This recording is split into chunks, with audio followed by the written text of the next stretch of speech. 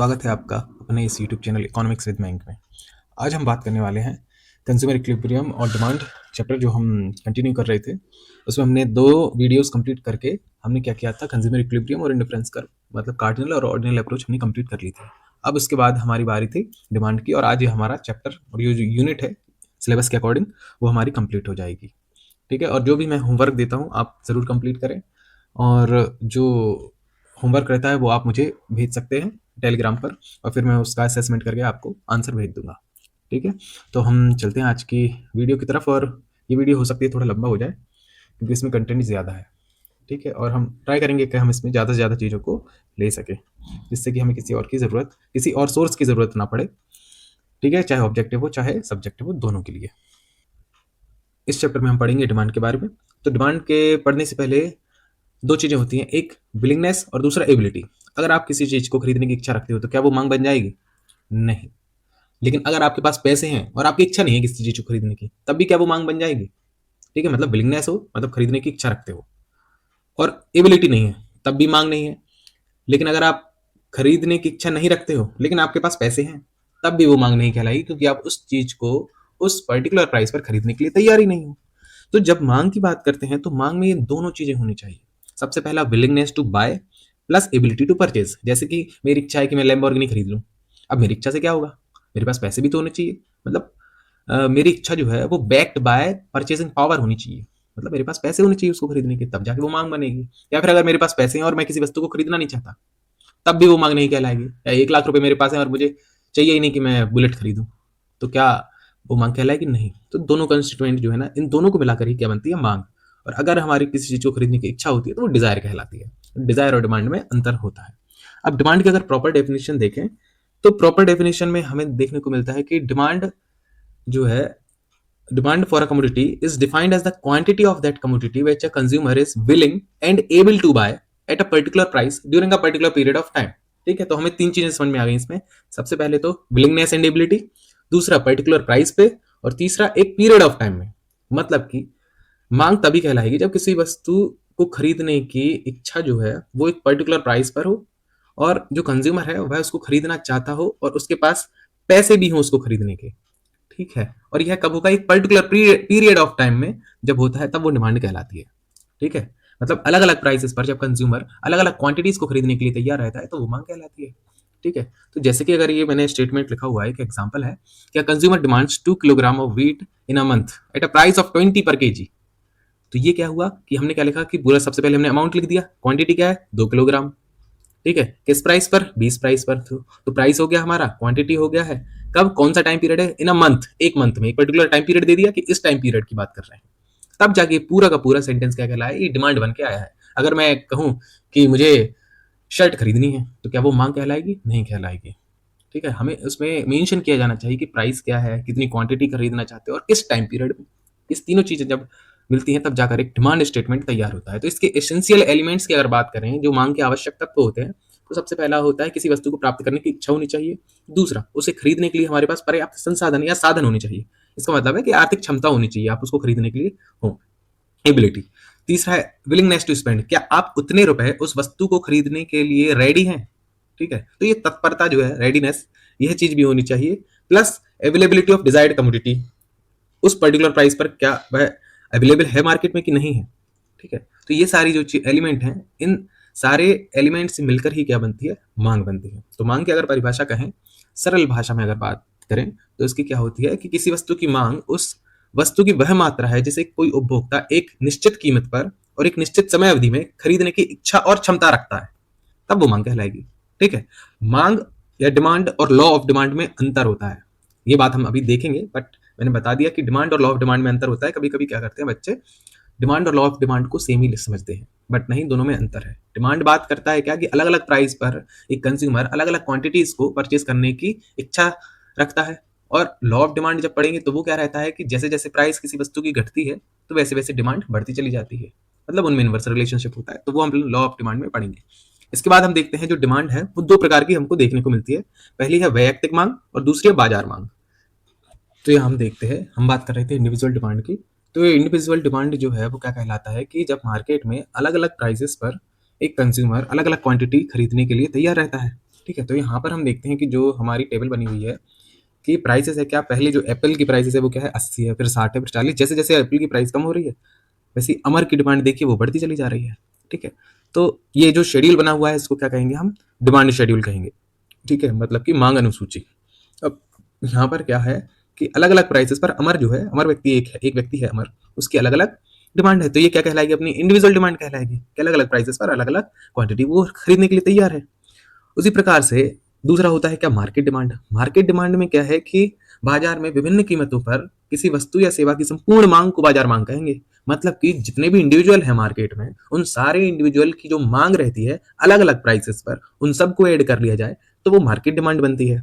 जैसे कि हम ये देखते हैं कि अमर के द्वारा जो अलग अलग प्राइसेस पर अमर क्या मांग कर रहा है, पहले वो 2 कर रहा, फिर 3, फिर 4, फिर 5। उसी प्रकार से अली क्या कर रहा, पहले 4 की मांग कर रहा, फिर 6, फिर 8, फिर 10। जैसे जैसे प्राइस कम होती जा रही अली की भी मांग क्या है, बढ़ती जा रही। उसी प्रकार से एलेक्स की भी मांग। अगर हमने मान लिया कि मार्केट में केवल ये 3 लोग हैं तो मार्केट डिमांड क्या बनेगी, जितने भी इंडिविजुअल्स हैं sum of individual demand is called market demand. ठीक है, जितने भी इंडिविजुअल लोग हैं उनके द्वारा जो मांग की जा रही है अलग अलग प्राइसेस पर, उन सबको अगर ऐड कर लिया जाए ना तो जो बनती है हमारी वो मार्केट डिमांड कहलाएगी। ठीक है, तो मार्केट डिमांड को अगर ऐसे ऐड करना भी हो तो आप कर्व के माध्यम से भी देख सकते हैं। तो मार्केट डिमांड और इंडिविजुअल डिमांड के कर्व में अकेले एक डिफरेंस देखने को मिलता है। जो इंडिविजुअल डिमांड का कर्व है वो कंपैरेटिवली झुका हुआ होता है, और जो मार्केट डिमांड का कर्व जो है वो कंपैरेटिवली जो है कैसा बोलेंगे इसको, हॉरिजॉन्टल रहता है कंपैरेटिवली वैसा। तो ये होते हैं हमारे 2 प्रकार के मांग। अब देखते हैं हम फैक्टर्स अफेक्टिंग डिमांड। कौन-कौन से फैक्टर्स हैं जो डिमांड को अफेक्ट करते हैं? तो बेसिकली अगर हम यहाँ देखें तो एक है इंडिविजुअल डिमांड और एक है मार्केट डिमांड। तो कुछ फैक्टर्स मार्केट डिमांड में एक्स्ट्रा हैं, बाकी के सारे फैक्टर्स देखिए जो इंडिविजुअल डिमांड में लिखे हैं वही मार्केट डिमांड में लिखे हैं। लेकिन 3 फैक्टर्स जो है वो हमको एक्स्ट्रा देखने को मिल रहे हैं जो इंडिविजुअल डिमांड को प्रभावित नहीं करते, मतलब एक व्यक्ति की मांग को प्रभावित नहीं करेंगे। जैसे कि मार्केट में कितने लोग हैं, क्या वो एक पर्टिकुलर व्यक्ति की मांग को प्रभावित करेंगे? क्या नहीं। किसके पास कितना, अगर एक व्यक्ति के पास बहुत पैसा और लोगों के पास पैसा नहीं है तो उसको क्या फर्क पड़ता है, और लोगों के पास पैसा नहीं है, वो तो अपनी मांग अपने अनुसार करेगा, वो अपनी जरूरतों के हिसाब से मांग करेगा। तो ये मार्केट डिमांड को डिसाइड करने वाले ये फैक्टर होते हैं। डिस्ट्रीब्यूशन ऑफ इनकम हो गया, नंबर ऑफ कंज्यूमर्स हो गया, age and composition of population हो गया। ठीक है, यहाँ पर 3 चीजें जो है वो मार्केट डिमांड में ऐड हो जाती हैं। अब हिंदी में क्या कहेंगे, वस्तु की कीमत, संबंधित वस्तु की कीमत, ये सारे के सारे क्या है, मांग का निर्धारण करने वाले कारक है। ठीक है, तो हम देखते हैं धीरे धीरे करके कि कौन कौन से मांग के निर्धारित करने वाले कारक है। सबसे पहली बात करें तो प्राइस ऑफ द गुड। ठीक है, वस्तु की कीमत। अब वस्तु की कीमत और मांग के बीच में इनवर्स रिलेशन हमको देखने को मिलता है, यानी कि विपरीत संबंध हमको देखने को मिलता है। जैसे जैसे किसी वस्तु की कीमत बढ़ती है वैसे वैसे उस वस्तु की मांग क्या है, घटती है।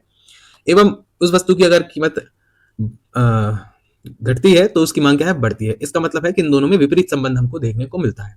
ठीक है, तो ये सारे जो बात कर रहे हैं हम नॉर्मल गुड्स के बारे में बात करें जो जनरल हमको देखने को मिलते हैं। कोई वस्तु है, जैसे आप मार्केट में कोई जीन्स खरीदने जाए तो अगर उसकी कीमत पहले वो मिल रहा था 600 रुपए में, अगर आप वो 500 रुपए में मिल रहा है तो ज्यादा ज्यादा लोग उसको खरीदना चाहेंगे कि नहीं चाहेंगे, चाहेंगे। तो यही है कि अगर वस्तु की कीमत घटती है तो ज्यादा ज्यादा लोग उसको खरीदने को तैयार हो जाते हैं। दूसरा फैक्टर क्या है, प्राइस ऑफ रिलेटेड गुड।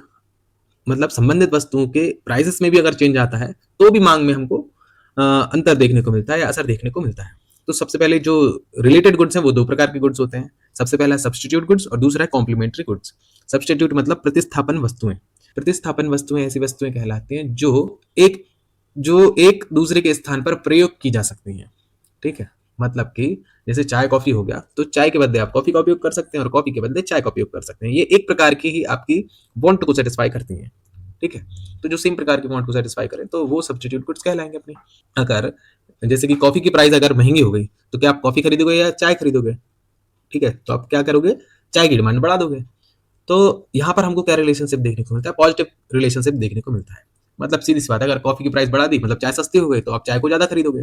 और वैसे अगर कॉफी की प्राइस सस्ती हो गई और चाय की प्राइस वैसी की वैसी है तो फिर लोग किसकी डिमांड कम कर देंगे, टी की डिमांड कम कर देंगे। मतलब कि यहाँ हमको क्या देखना है कि एक्स वस्तु की प्राइस से वाई वस्तु की डिमांड पर क्या इंपैक्ट पड़ता है।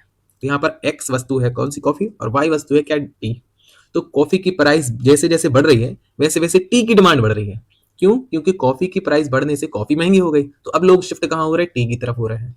वैसे ही अगर कॉफी की प्राइस कम होगी तो लोग जो टी पी रहे थे वो लोग भी कॉफी पीने लगेंगे। ठीक है, तो कॉफी की प्राइस कम होने की वजह से टी की डिमांड क्या हो जाएगी, वो भी कम हो जाएगी। तो इस वजह से हम देखते हैं कि प्राइस और डिमांड में जो सब्स्टिट्यूट गुड्स में रिलेशन होता है वो पॉजिटिव रिलेशन हमको देखने को मिलता है। ठीक है, ये क्योंकि कैसी होती हैं, ये कॉम्पिटिटिव होती है नेचर में। मतलब कि 2 हैं तो 2 में से किसी एक का आप उपयोग करोगे। ठीक है, ऐसा तो है नहीं कि अगर आपके पास मोबाइल है और 2 मोबाइल हैं, ओप्पो और वीवो, 2 में से कोई एक ही करोगे कि दोनों ही लेके घूमते रहोगे? हैं?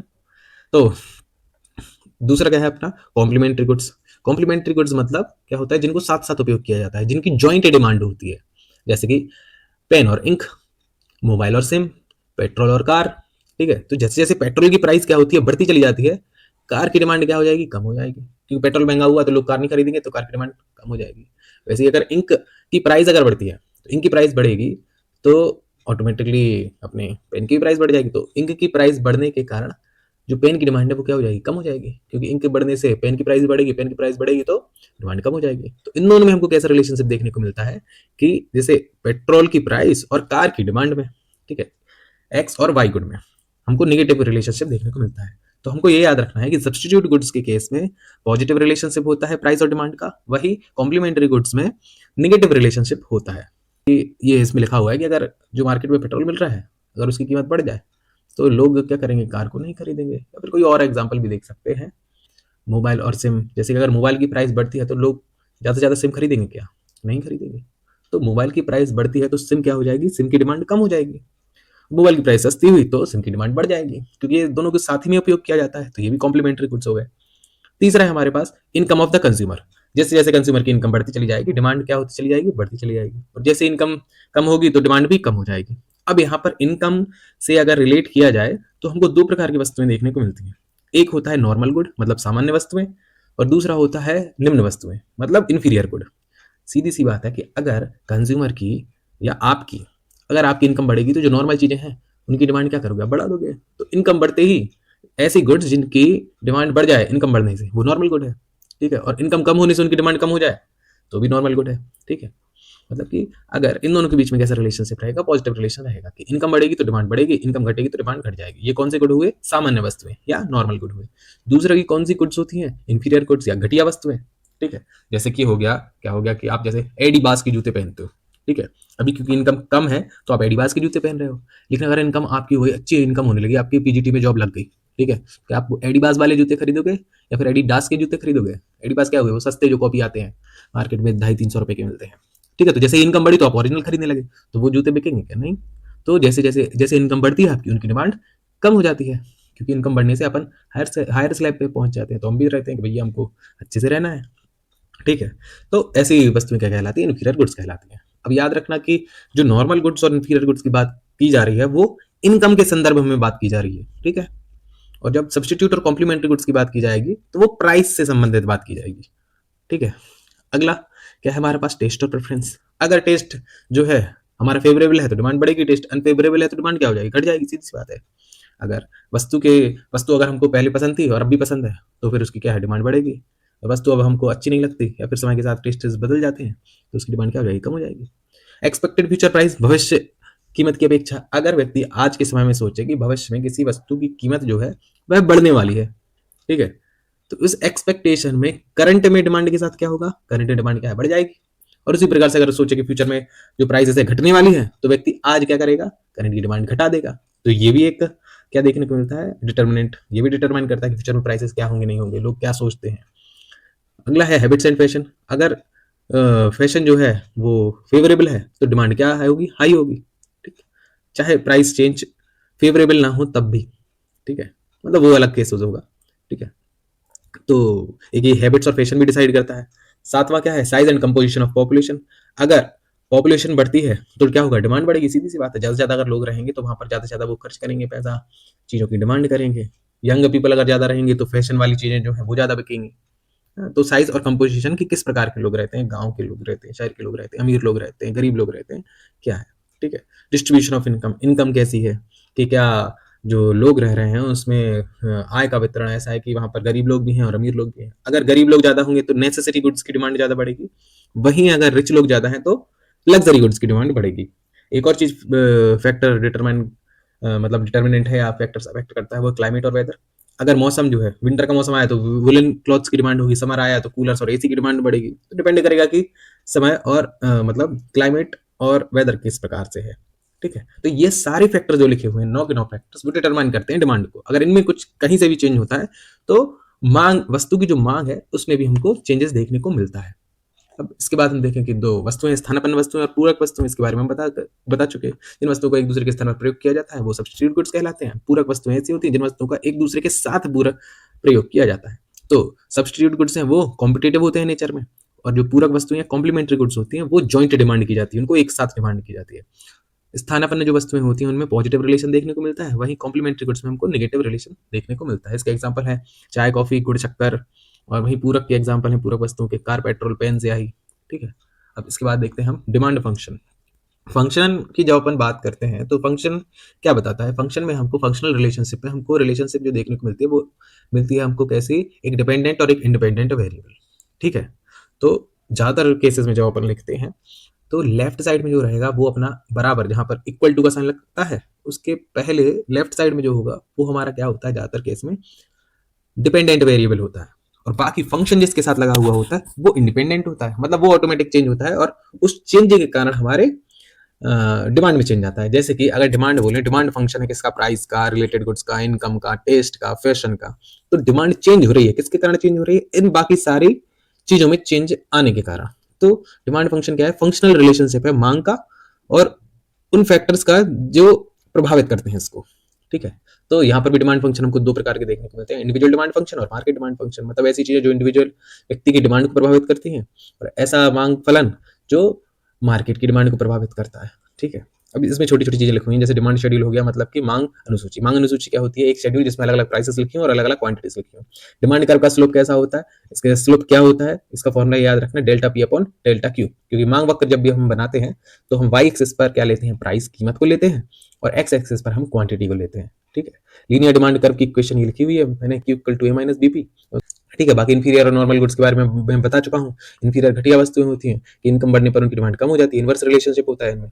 नॉर्मल गुड्स क्या होती है? सामान्य वस्तु है जिनकी इनकम बढ़ने पर उनकी डिमांड बढ़ जाती है। अब जब हम ये पढ़ते हैं लॉ ऑफ डिमांड, तो लॉ ऑफ डिमांड पढ़ने से पहले एक शब्द आता है जिसको बोलते हैं सेटेरिस पेरिबस। सेटेरिस पेरिबस जो ये शब्द है ये एक लैटिन वर्ड है जिसका मतलब होता है अदर थिंग्स रिमेनिंग कांस्टेंट, या अन्य सभी बातें सामान्य रहने पर। इकोनॉमिक्स में जब हम दो वेरिएबल्स के बीच रिलेशनशिप को पढ़ते हैं तो हम यह मान लेते हैं कि बाकी सभी जो कारक हैं वह स्थिर हैं। ऐसा क्यों करते हैं हम? क्योंकि जो रियल लाइफ में है कई फैक्टर्स एक साथ चेंज होते हैं, तो अगर सब कुछ चेंज हो रहा है तो सही कॉज और इफेक्ट का रिलेशन समझना मुश्किल हो जाता है। इसलिए हम क्या करते हैं, ये जो टर्म है सेटेरिस पेरिबस की धारणा का उपयोग करते हैं, जहां पर हम ये मान लेते हैं कि बाकी सारे फैक्टर्स को हम क्या कह देते हैं? कांस्टेंट मान लेते हैं। जैसे कि हम लॉ ऑफ डिमांड में जब अपन पढ़ते हैं कि कीमत घटती है तो मांग बढ़ती है, कीमत बढ़ती है तो मांग घटती है। तो इसमें केवल कीमत का ही तो रोल होता नहीं है। ठीक है। वहां पर तो इनकम भी डिपेंड करती है, टेस्ट भी डिपेंड करता है, अदर वस्तुओं की प्राइसेस भी डिपेंड करती है, फ्यूचर की एक्सपेक्टेशंस भी डिपेंड करती है। तो बहुत सारे फैक्टर्स हो जाते हैं जो मांग को प्रभावित कर सकते हैं। तो अगर हमको केवल प्राइस का इफेक्ट पड़ना है तो हम क्या मान लेते हैं कि अन्य जो भी फैक्टर्स हैं, चाहे इनकम हो, चाहे टेस्ट हो, चाहे प्रेफरेंस हो, या और कोई चीजें हो, ठीक है, तो उनको हम क्या मान लेते हैं? कांस्टेंट मान लेते हैं। ठीक है। तो इसीलिए जब अपन पढ़ते हैं लॉ ऑफ डिमांड, ठीक है, तो हम जब लॉ ऑफ डिमांड पढ़ते हैं तो उसमें हम ये मेन एजम्पशन लेके चलते हैं कि बाकी बातें सामान्य रहने पर। जैसे कि लॉ ऑफ डिमांड अपन पढ़ते हैं कि होता क्या है। The law of demand states that when all other factors are constant, there is an inverse relationship between the price of a good and the quantity demanded. इसका मतलब क्या है कि जब बाकी बातें सामान्य रहती हैं, तो जब बाकी परिस्थितियां समान रहती हैं, तब अगर किसी वस्तु की कीमत बढ़ती है तो उस वस्तु की मांग क्या है? घट जाती है, और अगर वस्तु की कीमत घटती है तो उसकी मांग बढ़ जाती है। इसका मतलब ये है कि जो प्राइस और डिमांड के बीच में एक इनवर्स रिलेशनशिप होता है।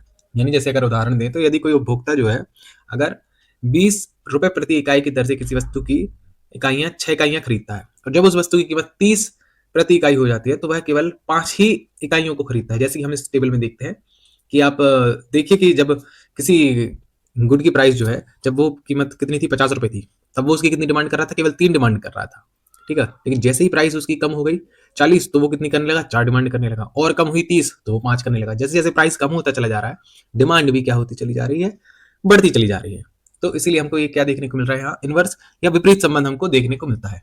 अब ये संबंध तो है, लेकिन यहाँ पर कुछ एजम्पशंस भी हैं, जिन एजम्पशन को हमने क्या माना है? कांस्टेंट माना है। जैसे कि यहाँ पर जब अपन प्राइस और क्वांटिटी डिमांडेड का रिलेशन देख रहे हैं तो हमको यह बात याद रखनी है कि कंज्यूमर जो अदर वस्तु है उनकी कीमत क्या रहेगी? कांस्टेंट रहेगी, उपभोक्ता की जो आय है वह कांस्टेंट रहेगी। मतलब कि प्राइस के अलावा बाकी जितने भी फैक्टर्स हैं वो सारे के सारे हम क्या मान लेंगे, कांस्टेंट मान लेंगे। मतलब कि उनके प्रभाव को हम स्टडी नहीं करेंगे यहाँ पर। तो उपभोक्ताओं की चाहे पसंद हो, ये सारी चीज हम क्या मानते हैं, कांस्टेंट मान लेते हैं। वस्तुओं की सभी इकाइयां समरूप हों, वस्तु एक समान वस्तु होनी चाहिए, ठीक है। तो ये सारे क्या रहते हैं, हमारे मांग की जो है मान्यताएं रहती है, मांग के नियम की। और इस लॉ ऑफ डिमांड के अगर कैरेक्टरिस्टिक्स पूछा जाए कभी, तो हम क्या बताएंगे, सबसे पहला कैरेक्टरिस्टिक तो क्या है कि ये क्या बताता है, प्राइस और क्वांटिटी डिमांडेड में एक रिलेशनशिप बताता है। अब ये रिलेशनशिप है कैसा, ये वन डायरेक्शनल है, एक तरफा रिलेशन है। मतलब केवल यहाँ पर कीमत के चेंज होने से हम मांग का अध्ययन करते हैं, ना कि ऐसा कि मांग के चेंज होने की वजह से कीमत का अध्ययन करते हो। नहीं, ऐसा नहीं है कि अगर डिमांड में चेंज हुआ है तो उसकी वजह से प्राइस में चेंज होगा, नहीं, ऐसा स्टडी नहीं करता है law of demand. Law of demand केवल ये बताता है कि प्राइस में चेंज होने से डिमांड में जो चेंज होगा वो किस डायरेक्शन का होगा। मतलब ये केवल डायरेक्शन बताता है, ये नहीं बताएगा कि कितना चेंज होगा, कि 10% चेंज होगा, 20% चेंज होगा, यह नहीं बताएगा। केवल ये बताएगा कि हाँ, इन दोनों में नेगेटिव रिलेशनशिप है। मतलब कि अगर एक चीज बढ़ेगी, प्राइस बढ़ेगा तो डिमांड घटेगी, और प्राइस घटेगा तो डिमांड बढ़ेगी, ठीक है। यहाँ पर जो प्राइस होती है वह क्या होती है, इंडिपेंडेंट वेरिएबल होती है, और जो डिमांड है वह डिपेंडेंट वेरिएबल होती है। इसीलिए कहते हैं कि मांग जो है वह एक क्वालिटेटिव स्टेटमेंट है या गुणात्मक कथन है। क्वालिटेटिव स्टेटमेंट क्यों, क्योंकि ये नहीं बताता कि आखिर कितना चेंज हुआ, ठीक है, मैग्नीट्यूड को नहीं दर्शाता है, केवल ये डायरेक्शन को दर्शाता है। यही अंतर जो है हम देखते हैं किसमें, लॉ ऑफ डिमांड और इलास्टिसिटी ऑफ डिमांड में। जबकि इलास्टिसिटी ऑफ डिमांड मैग्नीट्यूड बताता है हमको, लेकिन लॉ ऑफ डिमांड केवल और केवल डायरेक्शन को दर्शाता है। तो ये हमको अंतर देखने को मिलता है लॉ ऑफ डिमांड और इलास्टिसिटी ऑफ डिमांड में, ठीक है। यहाँ पर elasticity of demand quantitative statement है, वही लॉ ऑफ डिमांड जो है वो क्वालिटेटिव स्टेटमेंट है, क्योंकि यह केवल डायरेक्शन को दर्शाएगा। इसके बाद हम देखें कि वाई डज, अच्छा ये जो कर्व है, मांग का वक्र है, वह डाउनवर्ड स्लोपिंग क्यों होता है, उसके कुछ कारण है। सबसे पहला अगर हम कारण देखें तो यह है law of diminishing marginal utility. इसका मतलब है सीमांत उपयोगिता ह्रास नियम। सीमांत उपयोगिता ह्रास नियम हमको क्या बताता है कि जैसे जैसे हम किसी वस्तु का कंजम्पशन बढ़ाते चले जाते हैं, उससे मिलने वाली संतुष्टि हमें क्या होती चली जाती है, कम होती चली जाती है। इसीलिए जैसे जैसे कि अगर हम किसी चीज़ का कंजम्पशन बढ़ाएंगे तो उससे मिलने वाली यूटिलिटी हमको कम हो जाएगी। जब यूटिलिटी कम होगी तो हम उस चीज़ को खरीदने के लिए क्या हम ज़्यादा पैसे देंगे या कम पैसे देंगे। जैसे कि हमने वो पढ़ा था, कंज्यूमर इक्विलिब्रियम कब होता है, MUX PX के बराबर होना चाहिए। मतलब कि जितना हमको संतुष्टि मिल रही है उतना ही प्राइस हो जाए। जब उसको मार्जिनल यूटिलिटी ही कम मिल रही है तो क्या एक्सपेक्ट करेगा कि भैया जब प्राइस कम होगा तभी मैं खरीदूंगा उसको। इसी वजह से जो क्या है, लॉ ऑफ डिमांड फंक्शन करता है। इसी कारण वजह से इसका कर्व जो है वो डाउनवर्ड स्लोपिंग होता है, क्योंकि कंज्यूमर उस कमोडिटी को तभी खरीदेगा जब उसकी प्राइस कम हो जाएगी, ठीक है। बिकॉज जो उसकी मार्जिनल यूटिलिटी है वो डिक्रीज होती है इसी कारणवश। दूसरा इनकम इफेक्ट। इनकम इफेक्ट क्या होता है, आय प्रभाव। आय प्रभाव का मतलब ये होता है, अच्छा आय प्रभाव का मतलब ये नहीं होता कि किसी व्यक्ति की आय बढ़ जाए या नॉमिनल इनकम बढ़ जाए, कि पहले 50 रुपए थे अब 100 रुपए आ गए और इस वजह से वो डिमांड ज्यादा करने लगे, नहीं। इसका मतलब ये है, इनकम इफेक्ट का मतलब होता है जब किसी वस्तु की प्राइस कम होती है, price of the commodity decreases, इस वजह से उस कंज्यूमर की रियल इनकम बढ़ जाती है। अगर सोचो आपके पास 100 रुपए हैं और आप एक कमोडिटी खरीदते हैं, उसकी प्राइस 25 रुपए थी तो आप 4 कमोडिटी उसकी खरीद ली। अब लेकिन उसकी प्राइस घटकर क्या हो गई, 20 रुपए हो गई, ठीक है। पहले 25 थी तो 4 खरीद पा रहे थे, अब 20 हो गई, तो अब कितनी खरीद पाओगे आप, ज्यादा खरीद पाओगे। मतलब आप 80 रुपए में 4 खरीद लोगे, मतलब आपके पास 20 रुपए और एक्स्ट्रा बच गए, जिसमें आप एक और कमोडिटी परचेज कर सकते हो, ठीक है। तो अब प्राइस, जब कमोडिटी की प्राइस कम होती है तो आपकी रियल इनकम बढ़ जाती है, ठीक है। तो रियल इनकम जैसे ही बढ़ी तो आपकी परचेजिंग पावर बढ़ जाएगी, मतलब आप ज्यादा उतने ही रुपयों में अधिक सामान खरीदोगे। जैसे अधिक सामान खरीदोगे तो क्वांटिटी डिमांडेड क्या हो जाती है, बढ़ जाती है। मतलब पहले केवल 4 खरीद रहे थे, अब क्या खरीदने लगोगे, आप 5 खरीदने लगोगे। तो ये क्यों हुआ, इनकम इफेक्ट के कारण, कि प्राइस ऑफ द कमोडिटी जब कम होती है तो उससे वास्तविक आय जो कंज्यूमर की है वो बढ़ जाती है, और उससे परचेजिंग पावर बढ़ती है, और परचेजिंग पावर बढ़ने के साथ साथ हम क्वांटिटी डिमांडेड बढ़ा देते हैं। तीसरा क्या है, नेक्स्ट क्या है हमारा, सब्सटीट्यूशन इफेक्ट। अब ये सब्सटीट्यूशन इफेक्ट क्या होता है कि जब किसी वस्तु की कीमत घटती है तो वह वस्तु दूसरी वस्तुओं की तुलना में रिलेटिवली चीपर हो जाती है, और इसी के परिणाम स्वरूप उपभोक्ता जो है वह महंगी वस्तु को छोड़कर सस्ती वस्तु की ओर शिफ्ट हो जाता है। इसी बदलाव को क्या कहा जाता है, सब्सटीट्यूशन इफेक्ट कहते हैं। मतलब जब अगर आपके पास 2 ऑप्शन हैं तो चाय और कॉफी है, ठीक है, और अगर कॉफी सस्ती हो गई तो आप किस पर शिफ्ट हो जाओगे, कॉफी पर शिफ्ट हो जाओगे। क्यों, क्योंकि वह कंपैरेटिवली चीपर हो गई है।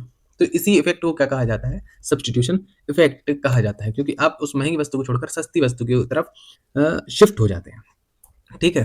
तो इसी कारणवश क्या है, उसकी डिमांड बढ़ जाती है, कि कोई वस्तु सस्ती हुई तो महंगी वस्तु के स्थान पर हम उसका उपभोग बढ़ा देते हैं, जिससे उसकी मांग बढ़ जाती है, ठीक है। और जब भी सब्स्टिट्यूशन इफेक्ट हम पढ़ते हैं तो ये हमेशा नेगेटिव होता है, ठीक है। नेक्स्ट है साइज ऑफ कंज्यूमर ग्रुप। अगर जो प्राइस अगर घटता है तो उससे क्या है, ज़्यादा से ज़्यादा लोग उस चीज़ को अफोर्ड कर सकते हैं, इस वजह से उसकी डिमांड बढ़ जाती है। अगर कोई कमोडिटी है उसकी अगर प्राइस बढ़ जाए, जैसे आईफोन है, आईफोन की प्राइस अगर बहुत कम हो जाए तो ज़्यादा से ज़्यादा लोग उसको खरीदना चाहेंगे, ठीक है। वैसे अगर उसकी प्राइस बहुत बढ़ जाए तो ऐसे कस्टमर्स बाहर हो जाएंगे जो उसको परचेज नहीं खरीद कर सकते, क्यों? क्योंकि वो परचेसिंग पावर से बाहर चली गई है। इस वजह से साइज ऑफ द कंज्यूमर भी डिपेंड करता है, ठीक है। तो मूल्य घटने पर क्या होगा, ज़्यादा से ज़्यादा लोग उसको खरीद सकेंगे क्योंकि वो उनकी अफोर्डेबिलिटी के अंतर्गत आ जाता है। इस वजह से उसकी मांग क्या है, बढ़ जाती है। तो इन सारे कारणों की वजह से जो मांग वक्र है वह कैसा होता है, डाउनवर्ड स्लोपिंग होता है, ठीक है। उसके बाद देखेंगे, अगर इसके एक्सेप्शंस देखें तो इसके एक्सेप्शंस हमको देखने को मिलते हैं बहुत सारे, जिसमें से सबसे पहला क्या है, अच्छा एक्सेप्शंस मतलब कि क्या जो डिमांड वक्र है क्या वो हमेशा डाउनवर्ड स्लोपिंग ही रहता है या फिर कभी अपवर्ड स्लोपिंग भी हो सकता है। तो इसी चीज को इसमें बताया गया है कि डाउनवर्ड स्लोपिंग नहीं, कभी कभी ये अपवर्ड स्लोपिंग भी हो सकता है। अब किस किस केस में अपवर्ड स्लोपिंग हो सकता है कि प्राइस बढ़ेगी और उसके साथ साथ डिमांड भी बढ़ जाए। तो अगर ऐसा हम देखें तो सबसे पहला केस है हमारे पास नेसेसिटी गुड्स, मतलब सबसे इंपॉर्टेंट वस्तु है, ठीक है। जैसे कि मेडिसिन हो गया, अगर कोई किसी व्यक्ति को कैंसर है और उसके लिए उसको मेडिसिन चाहिए है, ठीक है, तो अगर उस मेडिसिन की प्राइस बढ़ भी जाए ना तो भी लोग उसकी डिमांड करेंगे, ठीक है। तो जैसे प्राइस बढ़ेगी तो भी लोग उसकी डिमांड करेंगे, और इसीलिए इसका जो कर्व है ये लॉ ऑफ डिमांड को फॉलो नहीं करेगा, क्योंकि लॉ ऑफ डिमांड तो ये कहता है कि प्राइस बढ़ने पर डिमांड घटती है, लेकिन यहाँ पर नहीं होगा। जैसे नमक हो गया, बिना नमक के आप सब्जी खा पाओगे कि नहीं खा पाओगे, तो नमक की अगर प्राइस बढ़ती है तो भी उसकी डिमांड क्या है, बढ़ती ही रहेगी, ठीक है। इस वजह से नेसेसिटी गुड्स क्या है, ये लॉ ऑफ डिमांड को नहीं मानते। दूसरा है सोशल स्टेटस की वस्तुएं जो होती हैं, जैसे लग्जरी गुड्स हो गया, गोल्ड हो गया, डायमंड हो गया, या ब्रांडेड आइटम्स हो गए, लोग उसको तब भी खरीदते हैं जब उनकी प्राइसेस बढ़ती है। क्यों? क्योंकि सोशल स्टेटस की जैसी चीजें होती हैं तो वो उनको समाज में एक अलग प्रभुत्व देती हैं, उनका एक अलग प्रेस्टीज बनाती हैं। इस वजह से वो समझते हैं कि भाई हम इसको खरीदेंगे तो हम महान है, या हम एक स्टैंडर्ड वाले व्यक्ति हैं, ठीक है। तो सोशल स्टेटस की वजह से ये क्या है, ये ऐसी वस्तुएं होती हैं, तो यहाँ पर भी लॉ ऑफ डिमांड फंक्शन नहीं करता है। तीसरा क्या है, एक्सपेक्टेड फ्यूचर प्राइस राइसेस। इसका मतलब क्या है कि अगर भविष्य में मूल्य वृद्धि की अगर आशा होती है, कि यदि लोगों को भविष्य में कीमतें बढ़ने की उम्मीद होती है तो वर्तमान में ही अधिक खरीदारी कर लेते हैं, भले ही कीमतें अधिक हो। मतलब कि अगर प्रेजेंट में भी अगर प्राइसेस ज्यादा है और लोगों को लगे कि फ्यूचर में प्राइसेस की बढ़ने वाली है, तो लोग आज ही खरीद लेते हैं। मतलब प्राइसेस ज्यादा है तब भी लोग उसको खरीद रहे हैं, तो यहाँ पर भी लॉ ऑफ डिमांड फॉलो नहीं करेगा। चौथा क्या है कि एक्स्ट्राऑर्डिनरी सिचुएशन, अगर बाढ़, अकाल या महामारी जैसी सिचुएशन जब आती है तब भी लॉ ऑफ डिमांड फॉलो नहीं होगा, क्योंकि यहाँ पर क्या होगा, प्राइस बढ़ती चली जाएगी फिर भी डिमांड बनी रहेगी। क्यों? क्योंकि लोगों के अंदर क्या है, एक डर है, घबराहट की सिचुएशन पैदा होती है इस वजह से। तो ये एक्स्ट्राऑर्डिनरी सिचुएशन में भी होता है, क्योंकि हम देखते हैं कि भाई जो पार्ले जी है वो 5 रुपए का पार्ले जी 20 रुपए में मिल जाता है, 20 का 40 में मिलता है। जैसे कि अगर हमने कोरोना के टाइम पर देखा था, जो ये मादक पदार्थ हुआ करते थे, जैसे जो गुटखा हुआ करते थे, वो 20-20 के पैकेट 40-40 और 50-50, 100-100 रुपए में तक गए हैं। अब कैसे गए, ये एक्स्ट्राऑर्डिनरी सिचुएशन थी, इस वजह से तो प्राइस बढ़ रही थी फिर भी उसकी डिमांड बढ़ रही थी। तो यहाँ पर भी लॉ ऑफ डिमांड है वो फॉलो नहीं करता। अब लास्ट चीज होती है गिफन गुड्स। अब ये गिफन गुड्स क्या होते हैं? गिफन गुड का जो कॉन्सेप्ट है 19th सेंचुरी में रॉबर्ट गिफिन ने दिया था, 1840 अगर माने तो उन्होंने क्या बताया था कि उन्होंने यह देखा कि 19th सेंचुरी में आयरलैंड में गरीब लोग जो हैं वो आलू ज्यादा खरीद रहे थे। कब खरीद रहे थे? जब आलू की कीमत बढ़ रही थी। तो उनके मन में ये सवाल आया कि यार, कि अभी प्राइस बढ़ रहे हैं और लोग फिर भी इसकी डिमांड कर रहे हैं, ऐसा क्यों है? तो आयरलैंड में जो लोग थे वो बहुत गरीब थे, उनका मुख्य भोजन क्या था? आलू था। तो अब सोचो, अगर आलू की कीमत बढ़ गई तो क्या वो मीट या बटर या ब्रेड इसको खरीद सकते हैं क्या? नहीं खरीद सकते, क्योंकि उनके पास कोई ऑप्शन ही नहीं है। तो वे और गरीब हो गए। अब उनके पास जो है एक्सपेंसिव चीजें खरीदने के लिए पैसे ही नहीं बचे। तो उन्होंने क्या किया, उन्होंने मीट और अन्य चीजें और कम कर दी, जितना भी करते थे उनका भूख और कम कर दिया। और उन्होंने पेट भरने के लिए उन्होंने सोचा कि भैया प्राइस बढ़ रही है तो हम इसी को परचेज कर लेते हैं। तो उन्होंने आलू को खरीदना स्टार्ट किया। तो प्राइस बढ़ भी रही थी आलू की और उधर डिमांड भी बढ़ रही थी। तो यहाँ पर हमको ऐसा क्यों हुआ? तो यहाँ पर हमको ये देखने में समझ में आया कि गिफन गुड जो है, यहाँ पर इनकम इफेक्ट जो है ज्यादा पावरफुल होता है सब्सटीट्यूशन इफेक्ट से, ठीक है। इस बात को हम बाद में समझाएंगे, लेकिन अभी अगर हम देखें तो जो गिफन गुड की कंडीशन है, हर जो इंफीरियर गुड है वो क्या नहीं होता है, गिफन गुड नहीं होता है, ठीक है।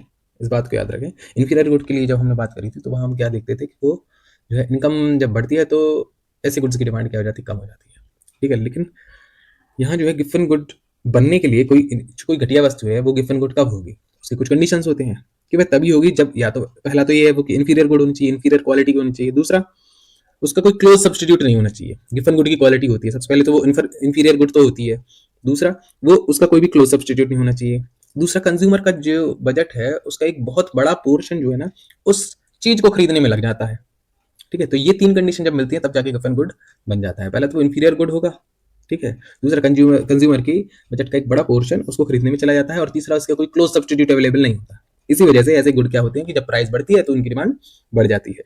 और यहाँ पर जो कंज्यूमर होते हैं वो बेसिकली क्या होते हैं, गरीब होते हैं। पूरे कंज्यूमर्स की बात की जाती है यहाँ पर, इसीलिए यहाँ प्राइस बढ़ती है तो क्वांटिटी डिमांड बढ़ती है। ठीक है, ये भी एक क्या है, एक्सेप्शन है लॉ ऑफ डिमांड का। उसके बाद देखें चेंज इन क्वांटिटी डिमांडेड और चेंज इन डिमांड में क्या अंतर है। तो हम बात करते हैं मूवमेंट और शिफ्ट इन डिमांड कर्व की। एक चीज़ होती है मूवमेंट, जिसको कहते हैं हम क्या, मांग की मात्रा में परिवर्तन। अच्छा, उससे पहले मैं एक और चीज़ बता दूं कि एक होता है डिमांड और एक होता है क्वांटिटी डिमांडेड। मतलब कि एक होता है मांग और एक होता है मांग की मात्रा। इन दोनों में क्या परिवर्तन होता है, इन दोनों में क्या अंतर होता है। वो ये है कि मांग की मात्रा मतलब एक पर्टिकुलर प्राइस पर एक इंडिविजुअल कितनी डिमांड कर रहा है। ठीक है, एक स्पेसिफिक प्राइस की बात की जाएगी और उस पर कितनी क्वांटिटी डिमांड की जा रही है, वो क्वांटिटी डिमांडेड कहा जाएगा। और डिमांड क्या कहलाएगी, डिमांड वो कहलाएगी अलग अलग प्राइसेस पर एक इंडिविजुअल अलग अलग क्वांटिटी को खरीदने के लिए तैयार है, वो क्या कहलाएगा, अपना डिमांड कहलाएगा। अब यहाँ पर हम बात कर रहे हैं चेंज इन क्वांटिटी डिमांडेड और चेंज इन डिमांड का क्या मतलब है। इन दोनों में भी अंतर है। चेंज इन क्वांटिटी डिमांडेड या मांग की मात्रा में परिवर्तन का मतलब ये है कि जब कीमत में परिवर्तन होने के कारण मांग में परिवर्तन हो। जब किसी वस्तु की कीमत में अगर चेंज होता है, प्राइस में चेंज होता है, तब उसकी मांग में जो चेंज होता है वो क्या कहलाता है, चेंज इन क्वांटिटी डिमांडेड। या उस सिचुएशन में क्या होता है, सिंगल डिमांड कर्व बनेगा और उस पर ही क्या होता रहेगा, मूवमेंट होता रहेगा। एक पॉइंट से या तो मूवमेंट ऊपर की तरफ होगा या तो मूवमेंट नीचे की तरफ होगा। तो अगर प्राइस कम होती है तो मांग क्या होगी, मांग बढ़ जाएगी। तो इसमें इसको क्या कहेंगे, एक्सपेंशन ऑफ डिमांड। जब उसी वस्तु की प्राइस के घटने के कारण अगर मांग बढ़ जाए तो उसको क्या कहेंगे, एक्सपेंशन ऑफ डिमांड या मांग में विस्तार। इसके कारण जो कर्व है वो कहाँ चला जाता है, उसका मूवमेंट, डाउनवर्ड मूवमेंट हमको देखने को मिलता है या वो नीचे की तरफ चला जाता है। जैसे कि पॉइंट हम देख रहे हैं, ए पॉइंट से सी पर प्राइस 3 से 2 हो गई है तो डिमांड क्या हो गई, 90 से 100 पर चली गई। पॉइंट ए से हम कहाँ पहुंच गए, सी पर पहुंच गए। इसी को कहेंगे हम क्या, एक्सपेंशन ऑफ डिमांड। ये एक्सपेंशन ऑफ डिमांड किस लिए हुआ, क्योंकि कीमत बढ़ी, कीमत घटी, मतलब कीमत में चेंज हुआ। तो प्राइस में चेंज होने के कारण अगर डिमांड में चेंज होता है तो वो क्या कहलाता है, अपना ये चेंज इन क्वांटिटी डिमांडेड। ठीक है, या इसको कहेंगे मूवमेंट अलोंग डिमांड कर्व भी कहेंगे। अब यहाँ पर कीमत के अलावा जितने भी फैक्टर्स हैं वो सारे के सारे फैक्टर्स यहाँ क्या रहेंगे, कांस्टेंट रहेंगे। मतलब उनमें किसी प्रकार का चेंज नहीं आएगा, उन सबको हम क्या मानेंगे, कांस्टेंट मान लेंगे यहाँ पर। तो यहाँ पर जो भी चेंज होगा मांग में वो केवल उस वस्तु की कीमत के कारण होगा। तो अगर प्राइस घटती है तो क्या होगा, एक्सपेंशन होगा या विस्तार होगा। और अगर प्राइस बढ़ती है तो क्या होगा, मांग में संकुचन देखने को मिलेगा, जिसको कहते हैं कॉन्ट्रैक्शन। तो कॉन्ट्रैक्शन की स्थिति में जो है मूवमेंट जो है किस तरफ होगा, अपवर्ड मूवमेंट हमको देखने को मिलेगा, मतलब ऊपर की तरफ मूवमेंट जाएगा। मतलब कि जिस प्रकार से प्राइस 3 से जब 4 जाती है तो मांग पहले 90 हो रही थी और अब मांग क्या हो जाएगी, कम होके 80 हो जाएगी। ठीक है, मतलब कि जब मांग में कमी होती, मांग में संकुचन होता है तो क्या हो जाती है, मांग कॉन्ट्रैक्ट कर जाती है। ठीक है, और मांग में विस्तार मतलब इसका बढ़ना कहलाएगा। ठीक है, आगे समझ में। तो यह किसके कारण होता है, प्राइस में चेंज होने के कारण होता है। और दूसरा होता है चेंज इन डिमांड। अब इस डिमांड में क्या होता है, शिफ्ट होता है डिमांड का। मांग वक्र जो है शिफ्ट कब होगा, जब कीमत के अलावा किसी भी और फैक्टर के कारण अगर मांग परिवर्तित होती है तब कहा जाएगा। जैसे कि किसी वस्तु है, कोई मार्केट में कोई वस्तु है, ठीक है, कोई जैसे कि आजकल वो ट्रेंडिंग बैगी जींस चल रहा है। ठीक है, उनकी प्राइस पहले भी कितनी थी, अगर 800 थी और आज भी 800 है, लेकिन अब वो ट्रेंड में आ गए, फैशन में आ गए, क्योंकि लोगों की अब फैशन बदल गया है, लोग अब उसको खरीद रहे हैं। क्यों, तो प्राइस में कोई चेंज आया नहीं, लेकिन फिर भी उसकी डिमांड बढ़ गई। डिमांड कैसे बढ़ी, क्योंकि अब लोगों का फैशन चेंज हो गया है। ठीक है, फैशन फेवरेबल हो गया है। जैसे कि अगर कोई ठंडों के समय में अगर क्या हो गया, ये स्वेटर हो गया, स्वेटर की प्राइस थी कितनी, 1000 रुपए से प्राइस थी स्वेटर की। ठीक है, और प्राइस मतलब कि बारिश के मौसम में भी वही थी और ठंडों के मौसम में भी वही है। लेकिन अब क्योंकि ठंड आ गई है तो लोग उसको ज्यादा ज्यादा खरीद रहे हैं। तो ये क्या कहलाएगा, ये भी शिफ्ट इन डिमांड कहलाएगा। अब ये शिफ्ट क्यों हुआ, शिफ्ट मतलब खिसकना, मांग वक्र का खिसकना कहलाएगा ये, या मांग में परिवर्तन कहलाएगा। ठीक है, तो मांग में परिवर्तन जो होता है ये 2 प्रकार का हो सकता है। या तो मांग में परिवर्तन इंक्रीजिंग डिमांड होगा, या मांग में वृद्धि होगी, या मांग में कमी होगी। मांग में वृद्धि का मतलब क्या हुआ, जब मांग वक्र राइटवर्ड शिफ्ट होता है या दाईं ओर खिसकता है तो इसका मतलब होता है rightward shift in demand. Rightward shift कब होगा, मतलब कि प्राइस के अलावा कोई भी और फैक्टर में चेंज होने के कारण, ठीक है, अगर वो फेवरेबल हो जाए तो मांग इंक्रीज हो जाएगी। और अगर प्राइस के अलावा कोई अलग फैक्टर है, कोई भी हो, चाहे कंज्यूमर की इनकम हो, चाहे रिलेटेड गुड का प्राइस हो, ठीक है, या टेस्ट एंड प्रेफरेंस हो, या फैशन हो, तो इसके कारण अगर क्या होता है कि डिमांड में अगर चेंज आता है और वो कैसा चेंज है, वो अनफेवरेबल चेंज है, ठीक है, तो उसके कारण जो है मांग वक्र जो है लेफ्ट वर्ड शिफ्ट हो जाता है। अब चेंज इन क्वांटिटी डिमांडेड में जो हमने पढ़ा वहां पर केवल एक मांग वक्र था, लेकिन यहाँ पर जो अपन देखते हैं तो यहाँ हमको दो मांग वक्र देखने को मिलते हैं एक ही डायग्राम में, ठीक है, क्योंकि यहाँ पर क्या हो रहा है, शिफ्ट हो रहा है, ठीक है। और मूवमेंट में क्या था, एक ही मांग वक्र था, उसमें ऊपर नीचे हो रहा था, लेकिन यहाँ पर तो अलग से ही मांग वक्र बन गया। और मांग वक्र शिफ्ट कब होगा, राइट वर्ड तब शिफ्ट होगा जब पॉजिटिव चेंज होगा प्राइस के अलावा किसी और भी फैक्टर के कारण, और लेफ्ट वर्ड तब शिफ्ट होगा जब अनफेवरेबल चेंज होगा, ठीक है। तो ये सारी बातें जो है हम इसमें देखते हैं कि चेंज इन क्वांटिटी डिमांडेड कैसे होगा और शिफ्ट डिमांड कैसे होगा। मतलब हिंदी में कहेंगे मांग की मात्रा में परिवर्तन और मांग में परिवर्तन, ये दोनों चीजें इस प्रकार से हम देख सकते हैं। अब इसके बाद है हमारा क्या टॉपिक है, इलास्टिसिटी ऑफ डिमांड क्या कहलाता है। इलास्टिसिटी जैसे हम देखते हैं कि इलास्टिक रहता है कि जैसे जैसे हम उसमें इलास्टिक को खींचते हैं वैसे वैसे वो खिंचती चली जाती है, ठीक है। तो क्या हर वस्तु ऐसी होती है? नहीं। अगर जैसे मेरे पास मोबाइल है, मैं उसको खींचूं तो क्या वो खिंच जाएगा? तो क्या होगा, इलास्टिक होगा। लेकिन अगर रबड़ बैंड है तो रबड़ बैंड को खींचोगे तो खिंच जाएगा, तो वो क्या होता है, इलास्टिक है। मतलब उसमें जितना फोर्स लगा रहे हैं उतना ज्यादा वो चेंज होता चला जा रहा है। मतलब जितना प्राइस में चेंज होगा उसके कारण अगर डिमांड में चेंज आता जाएगा तो वो रिस्पॉन्सिव है, ठीक है। इसी रिस्पॉन्सिवनेस को क्या कहा जाता है, इलास्टिसिटी कहा जाता है। अब ये इलास्टिसिटी है, अभी तो मैंने प्राइस के बारे में बात की, लेकिन जब इलास्टिसिटी की बात करते हैं तो इलास्टिसिटी हमको क्या बताती है, डिग्री ऑफ रिस्पॉन्सिवनेस दर्शाती है, ठीक है। मतलब कि उस वस्तु की संवेदनशीलता के बारे में बताती है कि भाई कितना संवेदनशील है अलग अलग चीजों के प्रति, चाहे वो प्राइस हो, चाहे वो इनकम हो, या संबंधित वस्तु की प्राइस हो। अच्छा, यहाँ पर जो भी इलास्टिसिटी ऑफ डिमांड क्या कहलाएगा कि मतलब degree of responsiveness of quantity demanded of a commodity to change in one of its determining factors. मतलब जो जो फैक्टर्स मांग को निर्धारित करते हैं उनमें किसी प्रकार के चेंज आने के कारण डिमांड में क्या चेंज आएगा उसको कहेंगे अपन इलास्टिसिटी ऑफ डिमांड। लेकिन यहाँ पर हर फैक्टर की बात नहीं की जा रही, ऐसे फैक्टर्स जो काउंटेबल है, ठीक है, जो कार्डिनल है, जिसको मीजर किया जा सकता है, जैसे प्राइस हो गया, इनकम हो गया, रिलेटेड गुड की प्राइस हो गया। अब जैसे हम बोले अगर फैशन, तो फैशन को कैसे मीजर करोगे, नहीं कर सकते। टेस्ट एंड प्रेफरेंस को कैसे करोगे। तो इस हिसाब पे जो इलास्टिसिटी ऑफ डिमांड है वो केवल तीन चीजों से ही क्या होती है, निर्धारित होती है, या तो रिलेटेड गुड की प्राइस से, या तो इनकम से, या उस वस्तु की प्राइस से। अब ये कॉन्सेप्ट दिया किसने था, एल्फ्रेड मार्शल ने दिया था। इसी प्रकार से हम देखते हैं कि जो इलास्टिसिटी की टाइप्स हैं वो तीन टाइप्स की इलास्टिसिटी देखने को मिलती है, price elasticity of demand, income elasticity of demand और क्रॉस इलास्टिसिटी ऑफ डिमांड। ठीक है, तो अब तीनों में क्या अंतर है। प्राइस इलास्टिसिटी ऑफ डिमांड ये बताता है कि कीमत में परिवर्तन होने के कारण मांग में कितना परिवर्तन हुआ, ठीक है। वहीं इनकम इलास्टिसिटी ऑफ डिमांड क्या बताएगा कि आय में परिवर्तन के कारण मांग की मात्रा में कितना परिवर्तन हुआ। और वही क्रॉस इलास्टिसिटी क्या बताएगा कि एक्स वस्तु की प्राइस में अगर परिवर्तन होता है तो वाई वस्तु की मांग में कितना परिवर्तन होता है, ठीक है। तो ये तीन प्रकार से हमको तीन मांग की लॉज देखने को मिलती है, price elasticity of demand, income elasticity of demand और cross elasticity of demand. Cross elasticity को हम क्या बोलते हैं, आरडी या क्रॉस लॉज भी बोलते हैं। लेकिन मेन जो अपन सिलेबस की बात करते हैं तो उसमें हमको प्राइस इलास्टिसिटी ऑफ डिमांड ही देखने को मिलता है। लेकिन यहाँ पर मैंने क्या है, ये फॉर्मूले जो है वो लिख दी है, तो आप इन फॉर्मूलों को रीड कर सकते हैं एक बार, जैसे कि अपने इसमें अगर ऑब्जेक्टिव में आता है तो एटलीस्ट हमको बन जाए। इलास्टिसिटी ऑफ डिमांड का फॉर्मूला क्या होगा, percentage change in quantity demanded upon percentage change in price. मतलब प्राइस में जो परसेंटेज चेंज होता है उसके कारण क्वांटिटी डिमांडेड में क्या चेंज आएगा, मतलब प्राइस में चेंज आने के कारण डिमांड किस तरीके से रिस्पॉन्स करेगी। उसी प्रकार से इनकम का है कि इनकम में अगर हल्का चेंज होता है तो उस इनकम में चेंज होने के कारण डिमांड में कितना चेंज आएगा, क्या रिस्पॉन्स करेगी डिमांड इनकम में चेंज होने के कारण। उसी प्रकार से अगर एक्स वस्तु की प्राइस में चेंज होता है तो वाई वस्तु की डिमांड में किस प्रकार से चेंज आएगा। इन सारे रिस्पॉन्सेज को मेजर करने का काम ये तीनों प्रकार की इलास्टिसिटी करती है, ठीक है। इसका फॉर्मूला अगर हम हिंदी में देखें तो ये हमको देखने को मिलता है कि मांग की कीमत लॉज का formula delta Q upon delta P into P upon Q.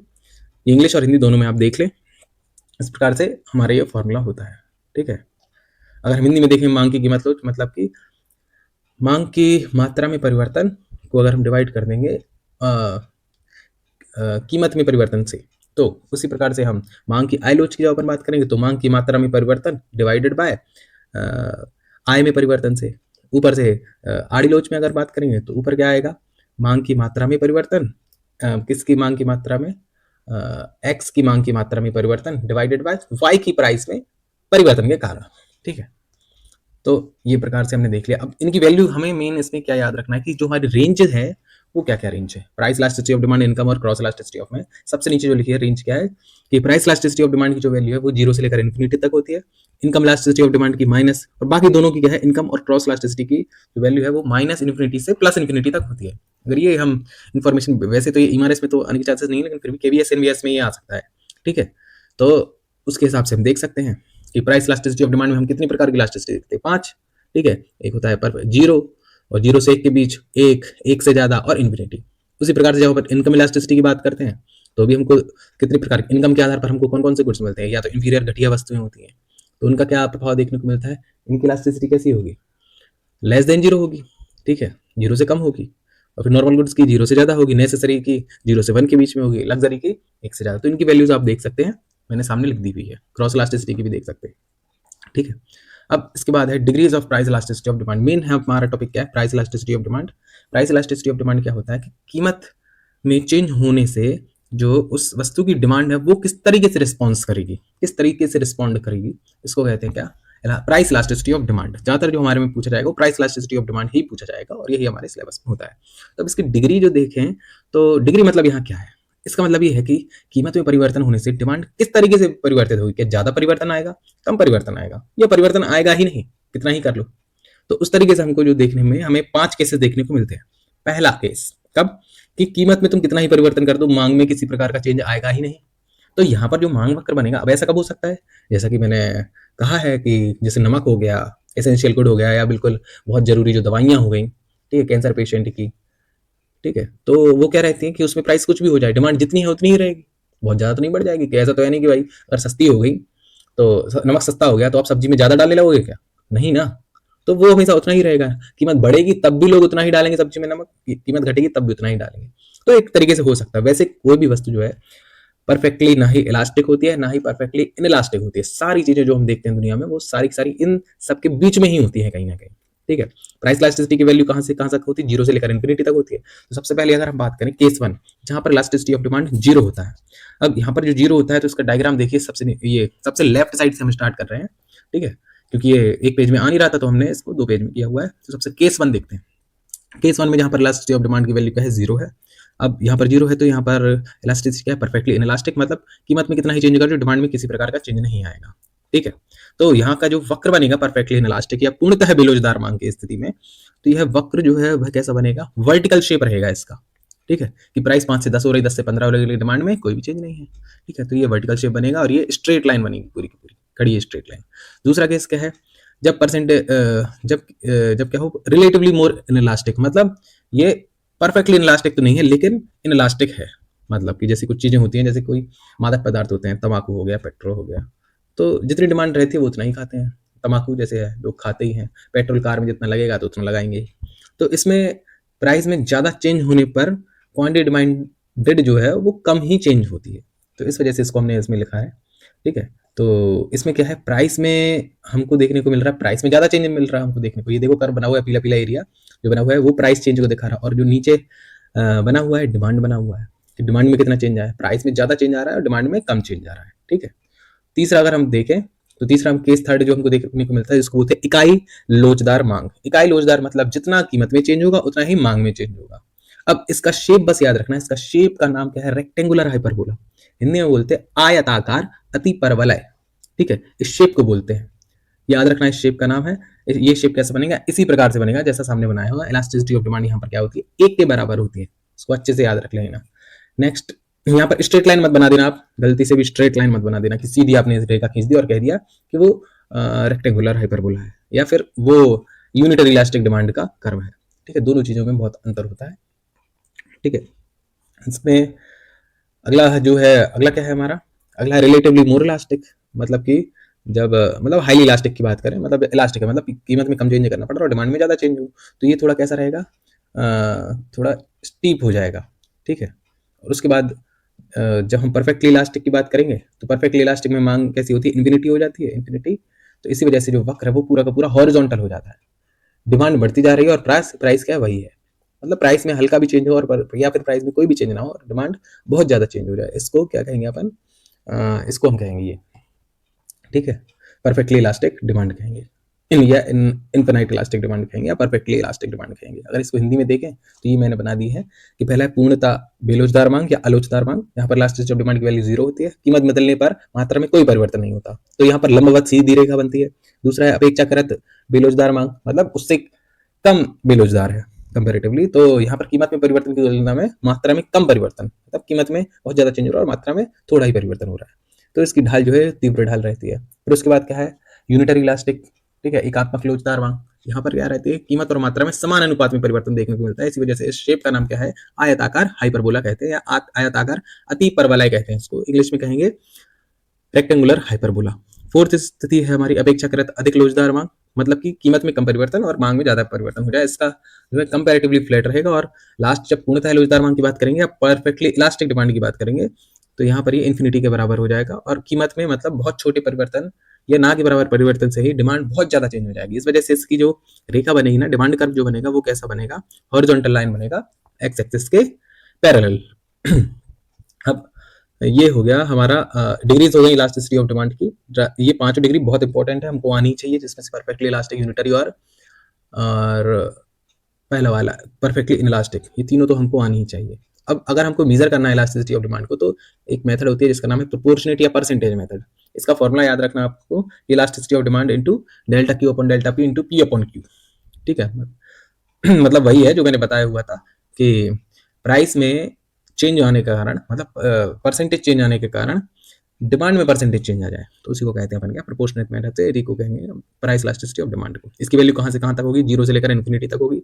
अच्छा, जब भी इसमें इस फॉर्मूले को लगाकर हम आंसर निकालेंगे, वो हमेशा इसमें आएगा, निगेटिव में आएगा। निगेटिव में इसलिए आएगा क्योंकि जो प्राइस और डिमांड का रिलेशनशिप है वो कैसा है, नकारात्मक है, कि प्राइस बढ़ेगा तो डिमांड घटेगा, तो हमेशा इसका आंसर जो भी आएगा निगेटिव में आएगा। अब जब आंसर निगेटिव में आएगा तो आपको यह लिखना पड़ेगा लास्ट में कि निगेटिव साइन जो है वो केवल इस बात को दर्शा रहा है कि प्राइस और डिमांड में नकारात्मक संबंध है। तो जब भी हम सॉल्व करते हैं आंसर्स को, तो इस निगेटिव साइन को हम हटा देते हैं, ठीक है, फिर जाके सॉल्व करेंगे तो हमारा आंसर परफेक्ट आ जाता है, ठीक है। तो elasticity is a unit free measure, मतलब इलास्टिसिटी जो है, जो पूरा कॉन्सेप्ट पढ़ते हैं, इसका कोई यूनिट नहीं होता। जैसे कि लंबाई का कोई यूनिट होता है, समय का एक यूनिट होता है, समय का सेकंड हो गया, लंबाई का सेंटीमीटर हो गया, उसी प्रकार से इलास्टिसिटी का भी कोई ना कोई यूनिट होना चाहिए, बट नहीं होता है, ठीक है। तो इट इज यूनिट लेस या यूनिट फ्री कहा जाता है इलास्टिसिटी को।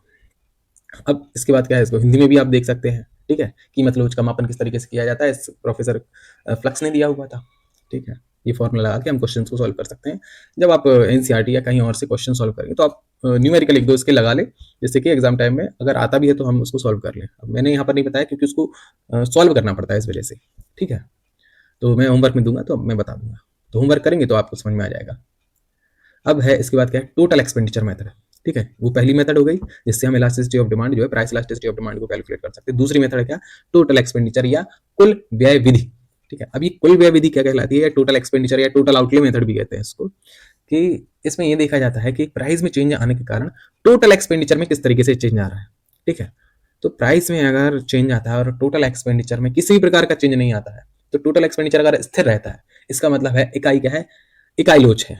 इकाई लोच मतलब यूनिटरी इलास्टिक है डिमांड, मतलब इलास्टिसिटी ऑफ डिमांड की वैल्यू किसके बराबर है, 1 के बराबर है। और अगर प्राइस बढ़ता है या घटता है, मतलब कि प्राइस अगर बढ़ता है और टोटल एक्सपेंडिचर घटता है, और प्राइस अगर घटता है और टोटल एक्सपेंडिचर बढ़ता है, मतलब कि अगर इसमें इनवर्स रिलेशनशिप है, इसका मतलब मांग कैसी है, लोचदार मांग है। और अगर प्राइस अगर बढ़ता है और टोटल एक्सपेंडिचर भी बढ़े, और प्राइस अगर घटे और टोटल एक्सपेंडिचर भी घटे, मतलब इसमें क्या है, हमको देखने को मिलता है दोनों में पॉजिटिव रिलेशन जब हमको देखने को मिलता है प्राइस और टोटल एक्सपेंडिचर में, इसका मतलब क्या है, मांग कैसी है, इनइलास्टिक है या बेलोचदार है, ठीक है। तो हम इसको जो मैंने लिखी हुई 3 संभावनाएं बन सकती हैं। पहली संभावना लिखी है, जब वस्तु की कीमत में वृद्धि या कमी के बावजूद कुल व्यय में कोई परिवर्तन नहीं होता, तो मांग कैसी होती है, इकाई लोचदार होती है। दूसरी स्थिति हमको देखने को मिलती है जब कीमत में कमी से कुल व्यय बढ़ता है, कीमत कम हुई और कुल व्यय बढ़ गया, मतलब प्राइस और टोटल एक्सपेंडिचर में जब हमको नेगेटिव रिलेशनशिप देखने को मिलता है, ऋणात्मक या नकारात्मक संबंध देखने को मिलता है, तो यह इलास्टिक मांग कहलाएगी, लचीली मांग कहलाएगी। और इनइलास्टिक कैसी कहलाएगी, जब दोनों सेम डायरेक्शन में चेंज हो, प्राइस घटे तो एक्सपेंडिचर भी घट जाए, प्राइस बढ़े और टोटल एक्सपेंडिचर भी बढ़ जाए। तो 3 स्थिति देखने को मिलती है। इसका कर्व जो है इस प्रकार से बनेगा, कर्व इसका जब कर्व बनाने को आए, कर्व क्या दर्शाएगा, जैसे कि जो सबसे ऊपर वाला पोर्शन है, ठीक है, तो ये ऊपर से नीचे की ओर जैसे ही जा रहा है, तो प्राइस क्या है, अगर हल्का सा चेंज होगा, ठीक है, अगर प्राइस में चेंज होगा तो एक्सपेंडिचर क्या है हमारा बढ़ जाएगा, ठीक है, हल्का सा चेंज होगा तो एक्सपेंडिचर ज्यादा बढ़ जाएगा हमारा, इस वजह से यहाँ इलास्टिक 1 है। बीच वाले पोर्शन में प्राइस में कुछ भी चेंज आ जाए, अपना एक्सपेंडिचर क्या है, बराबर सेम का सेम ही रहेगा, आप करके देख सकते हैं। तो यहाँ पर याद रखें कि ऊपर प्राइस रहेगा और नीचे टोटल एक्सपेंडिचर रहेगा, ठीक है। और थर्ड वाला केस तो हमें पता ही है कि प्राइस में हम ज्यादा चेंज करेंगे और मतलब प्राइस क्या बोलेंगे, थर्ड में क्या होगा कि टोटल एक्सपेंडिचर क्या होगा, डिक्रीज होगा जैसे ही प्राइस फॉल होगा। प्राइस भी कम होगा और टोटल एक्सपेंडिचर भी कम होता चला जाएगा, मतलब ये दोनों सेम डायरेक्शन में रहेंगे। प्राइस बढ़ेगा तो टोटल एक्सपेंडिचर भी बढ़ेगा। ये पॉजिटिव स्लोप दिख रहा है, सबसे ऊपर वाला नेगेटिव स्लोप है और बीच वाला जो है वो कॉन्स्टेंट है। ठीक, अब इसको हम देख सकते हैं, जैसे कि कमोडिटी एक्स है, उसकी प्राइस 10 से 20 हो गई, तो हमारा टोटल एक्सपेंडिचर जो टोटल आउटले बना हुआ है पी इंटू क्यू, वो क्या है 60 से 100 हो गया। मतलब जैसे कीमत बढ़ी तो हमारा खर्चा भी बढ़ गया, मतलब कि तो ये क्या कहलाएगा, elasticity of demand is less than 1। यहाँ जो साइन बनी हुई है ना, elasticity of demand is greater than 1, ये थोड़े साइन जो है ना गलत बने हुए हैं। ठीक है, तो इसका याद रखना आप। जो जैसे एक्स वाली सिचुएशन देख रहे हैं कि प्राइस क्या हो गया 10 से 20 हो गया, तो एक्सपेंडिचर क्या हो गया वो 60 से 100 हो गया, मतलब प्राइस भी बढ़ गई और एक्सपेंडिचर बढ़ गया, मतलब ये क्या है, इनइलास्टिक डिमांड है। ठीक है, तो यहाँ पर ये लास्ट में जो लिखा है elasticity of demand ED is greater than 1, ये गलत लिखा हुआ है, इसका साइन चेंज होना चाहिए उसका। पता नहीं है क्या गलत करते रहते हैं लोग। हाँ, वाई में जब अपन देखेंगे, वाई में क्या है, प्राइस क्या हो गई 30 से 40 हो गई और एक्सपेंडिचर हमारा क्या है 120 का 120 ही है, तो यहाँ पर ये इलास्टिसिटी ऑफ डिमांड किसके बराबर होगा, 1 के बराबर होगा, यूनिटरी इलास्टिक होगा। अब कमोडिटी जेड की जब अपन बात करें तो प्राइस क्या 50 से 60 हो गई और वही एक्सपेंडिचर क्या हो गया, पहले 100 था और अब कितना हो गया 60 आ गया, मतलब कि प्राइस बढ़ गई तो टोटल एक्सपेंडिचर हमारा घट गया। तो यहाँ पर जो इलास्टिसिटी होगी, यहाँ पर क्या होगी, इलास्टिक डिमांड होगी। तो हमको ये याद रखना पड़ेगा कि कब इलास्टिक डिमांड होती है, कब इनइलास्टिक होती है। तो एक्स वाले केस में इनइलास्टिक है, जेड वाले केस में इलास्टिक है। यहाँ पर जो साइन है जो बने हुए हैं, यहाँ पर ये साइन गलत बने हुए हैं, मैं आपको बता दूं, यहाँ ये इसको ऐसा होना चाहिए और ये इसको ऐसा होना चाहिए। ठीक है, तब जाकर ये सही रहेगा। ठीक है, अगला पढ़ते हैं। जियोमेट्रिक और पॉइंट मेथड की अगर आप बात करें, अब ये जियोमेट्रिक मेथड क्या कहलाते हैं, सीधी सी बात है। अगर सीधी सबसे पहले तो अगर लीनियर डिमांड कर्व है, जैसा कि ये बना हुआ है सामने, सीधी रेखा है मांग वक्र की, तो मांग वक्र के हर बिंदु पर इलास्टिसिटी ऑफ डिमांड क्या होगी, अलग होगी, कांस्टेंट नहीं होगी। जब हम बात करते हैं एक रेक्टेंगुलर हाइपरबोला की, जो हमने वहां बनाया हुआ था, इसमें क्या रहता है मैं दिखा दूं आपको, ये रेक्टेंगुलर हाइपरबोला जो कि बीच में बना हुआ है, ठीक है, तो ईड इक्वल टू 1 लिखा हुआ है, ये कैसा रहता है, इस डायग्राम के हर बिंदु पर जो है इलास्टिसिटी ऑफ डिमांड 1 के बराबर होगी। वहीं अपन ये देखते हैं इसमें जो हमारा स्ट्रेट लाइन बना हुआ है, इसमें क्या है, लीनियर डिमांड कर्व बना है, यहाँ पर हर बिंदु पर मांग क्या होगी, अलग अलग होगी। तो इसको निकालने के लिए हमारे पास फॉर्मूला क्या होता है, lower segment of demand curve upon upper segment, मतलब कि मांग वक्र का जो निचला खंड है उससे अगर हम डिवाइड करें मांग वक्र के ऊपरी खंड का। जैसे अगर हमने ये 5 पॉइंट्स ले लिए जो अलग अलग जगह दर्शा रहे हैं, तो सबसे पहले अगर हमने बीच वाला पॉइंट ले लिया, ठीक है, जहाँ पर इलास्टिसिटी ऑफ डिमांड 1 के बराबर है, तो नीचे वाला जो पोर्शन रहेगा उससे ऊपर वाले पोर्शन को हम डिवाइड करेंगे तो हमको आंसर मिल जाएगा। अब बस आपको इतनी बात याद रखनी है कि इस पॉइंट से जो मिडिल है, मिडिल पॉइंट से ऊपर का पूरा पोर्शन जो है वो इलास्टिक होता है, और इलास्टिसिटी ऑफ डिमांड की जो वैल्यू 1 है उससे नीचे वाला जितना भी पोर्शन है वो कैसा होता है, इनइलास्टिक होता है। इतना बहुत अच्छे से याद रखना है। ठीक है, इससे ऊपर जाएंगे तो इलास्टिक होते चले जाएगा और नीचे चलते चले जाएंगे तो इनइलास्टिक होता चले जाएगा। इसकी वैल्यू निकालने के लिए क्या करेंगे, मांग वक्र का जो निचला खंड है उसको हम डिवाइड कर देंगे मांग वक्र के ऊपरी खंड से, तो हमारा आंसर निकल के आ जाएगा। जैसे कि अगर हमने ये जो है 4 बराबर हिस्सों में बांट दिया, ठीक है, अगर हमने इसको बराबर हिस्सों में बांट दिया कि जैसे ये वाला पॉइंट है ए, ये वाला पॉइंट है बी, ये वाला पॉइंट है सी, ये डी है और ये ई है। ठीक है, तो अगर यहाँ की डिस्टेंस हमने मान ली 2, यहाँ मान लिया 2, यहाँ से यहाँ तक सी से डी तक यहाँ तक ये 2 मान लिया अपन ने। ठीक है, ये सारे के सारे 2 मान लिए। तो अब आप सोचो कि अगर किस पॉइंट पर है, हम ई डी वाले सी वाले पॉइंट पर है। ठीक है, सी बराबर क्या होगा, नीचे का सेगमेंट कितना हुआ टोटल 4 और ऊपर का सेगमेंट कितना हुआ 4, तो यहाँ पर क्या आएगा 1 के बराबर आएगा। ठीक है, उसी प्रकार से अगर हम पॉइंट बी पर जाएं तो बी पर जो हमारा नीचे का सेगमेंट है वो कितने के बराबर है, इन सबको टोटल कर लो तो 2 2 2 कितना हो गया 6, और ऊपर का कितना पोर्शन है 2, तो इसका आंसर क्या आएगा 6/2 मतलब 3, और 3 क्या है 1 से ज्यादा है। अगर 1 से वैल्यू ज्यादा होती है तो इलास्टिक होता है, 1 से वैल्यू अगर कम आती है इसका मतलब समझ लेना वो चीज इनइलास्टिक है। तो यहाँ पर 1 से ज्यादा वैल्यू आई, ये आंसर क्या है 3 आया, तो यहाँ पर क्या होगा, ये ऊपर का पोर्शन इलास्टिक होगा। तो यहाँ का जो है ये वाला पोर्शन ये इलास्टिक होता है और नीचे वाला जो पोर्शन है ये इनइलास्टिक होता है। अगर जैसे डी पॉइंट पर भी निकालें हम, डी पॉइंट पर क्या रहेगा हमारा 6, डी पॉइंट पर क्या रहेगा, नीचे का सेगमेंट क्या है 2/6 आ जाएगा। 2/6 करेंगे तो क्या आ जाएगा 1.3 आ जाएगा, मतलब 0.33 आ जाएगा, मतलब ये क्या है 1 से कम है। तो इससे हमको क्या समझ में आता है कि नीचे का पोर्शन जो रहेगा इनइलास्टिक रहेगा, ऊपर का पोर्शन इलास्टिक रहेगा। तो इस तरीके से हम इसको कैलकुलेट कर सकते हैं और समझ भी सकते हैं। ठीक है, अब हम आगे बढ़ते हैं। आर क्लास्टिसिटी ऑफ डिमांड का बस ये फॉर्मूला याद रखना कि आर क्लास्टिसिटी ऑफ डिमांड का फॉर्मूला क्या होता है, एक Q2 minus Q1 upon Q2 plus Q1। ये कभी कभी कॉम्पिटेटिव एग्जाम में पूछने को आ जाता है, और हिंदी में भी इसको इसी तरीके से कहेंगे कि आर क्लास्टिसिटी। ये आर क्लास्टिसिटी क्या बताती है कि कोई भी मांग वक्र है, उसके किसी भी दो पॉइंट के बीच में जो इलास्टिसिटी ऑफ डिमांड क्या होगी उसको दर्शाता है। ठीक है। अब factors affecting elasticity of demand. Elasticity of demand को कौन कौन से फैक्टर्स इफेक्ट करते हैं? सबसे पहला है निकट प्रतिस्थापन की उपलब्धता। निकट प्रतिस्थापन की मतलब कि क्लोज सब्स्टिट्यूट। अगर किसी वस्तु के बहुत ज्यादा अगर सब्स्टिट्यूट है, अधिक विकल्प हैं, तो उसकी मांग क्या होगी? लोचदार होगी। अब लोचदार कैसे होगी? अगर सब्स्टिट्यूट ज्यादा है तो वो उस पर शिफ्ट हो जाएगा ना जिसकी कीमत कम हो जाएगी। ठीक है। और अगर किसी का कोई विकल्प ही नहीं हो तो क्या होगा? अब चाहे प्राइस बढ़े चाहे घटे, आदमी को वही खरीदना पड़ेगा। तो यहाँ पर क्या होगी? मांग बेलोचदार हो जाएगी। जैसे कि पेन और कोल्ड ड्रिंक हो गया, ये लोचदार रहती हैं क्योंकि इनके बहुत सारे सब्स्टिट्यूट्स अवेलेबल होते हैं। कोका कोला नहीं पी लिया तो दूसरा पी लिया, फेंटा पी लिया, फेंटा नहीं तो माजा पी लिया। ठीक है। तो ये क्या रहते हैं? लोचदार होती है, इलास्टिक होते हैं। वही नमक और दवाइयाँ क्या होती हैं? बेलोचदार होती हैं क्योंकि इनका कोई विकल्प ही नहीं होता। नमक के बदले क्या डाल लोगे? है कि नहीं? ऐसा तो नहीं कि मेडिसिन बुखार चढ़ा और कोई और मेडिसिन खा लो, ऐसा थोड़ी होगा, है ना। सेकंड है क्या? उपभोक्ता की आय।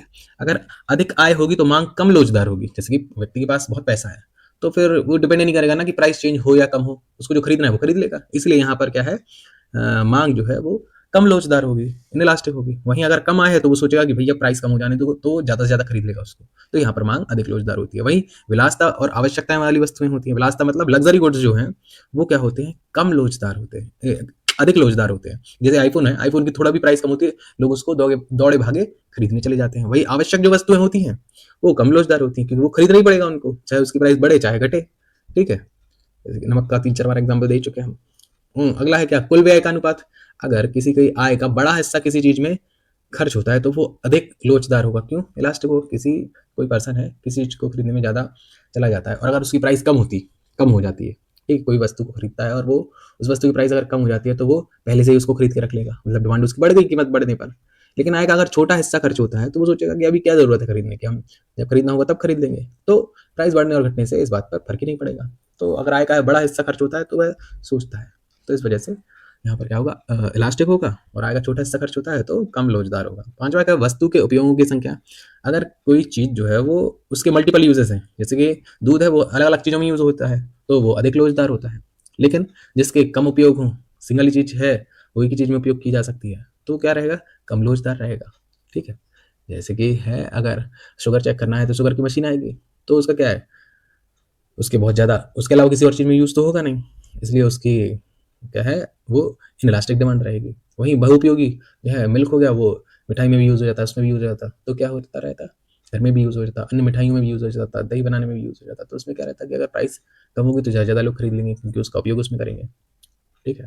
फिर ऐसे समय अवधि, अगर कोई चीज़ दीर्घकाल में है तो वो उसकी मांग अधिक लोचदार होगी, और अगर अल्पकाल में है तो उसकी मांग कम लोचदार होगी। सीधी सी बात है। अगर कम समय है तो प्राइस बढ़े या घटे क्या फर्क पड़ता है, हम उसको खरीद लेंगे। और अगर लॉन्ग टाइम में हम वेट करेंगे कि उसका प्राइस कम हो जाए तो हम उसको खरीदेंगे, तो इसलिए वो ज़्यादा इलास्टिक होती है। ये हो गए फैक्टर्स इफेक्ट। इंग्लिश में आप देख सकते हैं, इस तरीके से हमको देखने को मिलता है। ठीक है। अब ये कुछ चीज़ें हैं जो एक्स्ट्रा चीज़ें हैं जो मैंने देखा हुआ है इसमें कि एनवीएस केवीएस में आता है। तो इसमें सबसे पहला हम देखते हैं एंजल कर्व क्या होता है। एंजल कर्व क्या होता है कि एंजल कर्व जो है वो शो करता है रिलेशनशिप किसी कंज्यूमर की इनकम और उसकी मांग की मात्रा में, क्वांटिटी डिमांडेड के बीच संबंध को दर्शाता है। मतलब यह बताता है कि आय में चेंज होने, इनकम में चेंज होने के कारण मांग किस तरीके से बदलती है। जैसे कि नॉर्मल गुड्स में अगर इनकम बढ़ती है तो डिमांड बढ़ती है, तो इसका स्लोप कैसा रहेगा? अपवर्ड स्लोपिंग रहेगा। वही इंफीरियर गुड्स के केस में क्या रहता है, अगर इनकम बढ़ती है तो डिमांड क्या है? घटती है, इसीलिए इसका स्लोप जो रहेगा वो बैकवर्ड बेंडिंग कर्व बनता है। ठीक है। एंजल कर्व को बस इतना याद रखें, सफिशिएंट रहेगा। मेन है एंजल्स लॉ। एंजल्स लॉ क्या है? अर्नेस्ट एंजल ने दिया था इसका। अर्नेस्ट एंजल का मानना क्या था कि एंजल का नियम कहता है कि जैसे जैसे आय बढ़ती है, भोजन पर खर्च करने की जाने वाली आय का परसेंटेज जो है वो क्या होता चला जाता है? कम हो जाता है। मतलब कि आप सोचो, अगर 10,000 रुपये कमा रहे थे तो पहले 5,000 रुपये, 10,000 रुपये कमा रहे थे तो ठीक है, 4,000 रुपये खाना में जा रहा था। अब तुम्हारी इनकम अगर 20,000 रुपये हो जाए तो 4,000 से कितना ही बढ़ाओगे? 4,000 से 5,000 कर दोगे, लेकिन बहुत ज्यादा प्रोपोर्शन हो जाएगा क्या? हाँ, थोड़ा सा आप अमाउंट जरूर बढ़ा दिया आपने, लेकिन परसेंटेज वाइज तो कम ही हुआ ना। तो इनकम का परसेंटेज जो है वो कम होता जाता है जैसे जैसे इनकम बढ़ती चली जाती है। मतलब फूड स्टफ पर हमारा जो एक्सपेंडिचर है वो कम होता जाता है जैसे जैसे इनकम बढ़ती चली जाती है। ठीक है। तो इसका मतलब ये था कि proportion of income spend on food declines as the income rises. मतलब अमीर व्यक्ति खाने पर ज्यादा पैसे खर्च करता है लेकिन अपनी आय का एक छोटा हिस्सा ही खर्च करता है। यह बात याद रखनी योग्य है।